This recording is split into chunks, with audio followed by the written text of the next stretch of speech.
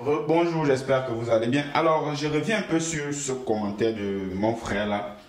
C'est l'un des commentaires parmi tant d'autres, mais je prends celui-là pour essayer de faire comprendre aussi quelque chose. Et là, je m'adresse particulièrement à nos frères camerounais. Regardez un peu ces messages. Vous allez peut-être prendre ça comme d'habitude, c'est-à-dire l'arrogance, parce que vous allez dire, ah, on s'en fout.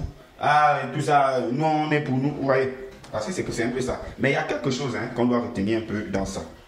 C'est que tout ça doit nous amener à réfléchir, doit vous amener à comprendre. Parce qu'actuellement, il faudrait qu'on se dise la vérité. Le Cameroun a divisé, par exemple, le Gabon, mon pays, en deux ou trois. Parce qu'il y a un côté, pas un côté, il y a certaines personnes qui supportent le Cameroun, d'autres ne supportent pas. Alors, par contre, en Guinée équatoriale, même au Congo, tout le monde supporte la Guinée, tous les Gabonais supportent la Guinée, tous les Gabonais supportent le Congo. Mais vous ne vous posez pas la question. Pourquoi? Et est-ce que vous savez, est-ce que vous arrivez à comprendre que nous sommes une famille? Mais c'est ce petit côté arrogant et, excusez-moi du terme, impoli qui fait en sorte que ça puisse dégénérer. Alors, le Cameroun n'est pas une nouvelle nation. Partout c'est comme ça. On a toujours, au fait, si on arrive quelque part, il y a des mauvaises personnes, il y a des bonnes personnes. Mais dans l'ensemble, qu'est-ce qu'il faut retenir? C'est que si déjà une, deux, trois, quatre personnes se plaignent de vous, il faut essayer de changer.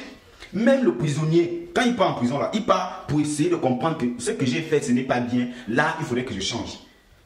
On ne vous abandonne pas. Les Gabonais que vous voyez fâchés là, ils ne vous abandonnent pas.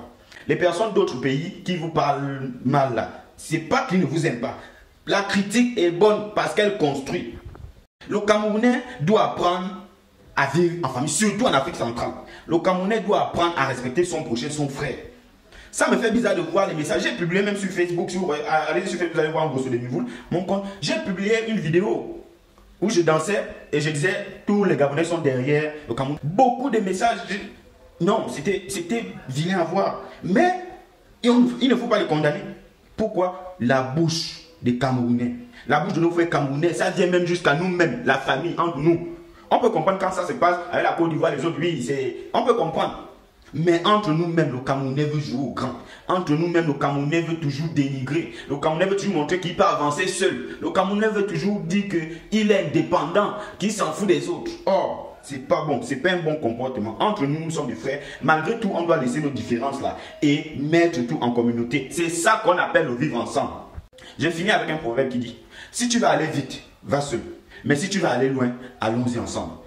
J'interpelle tous mes frères camerounais à écouter ces messages et à rectifier le tir.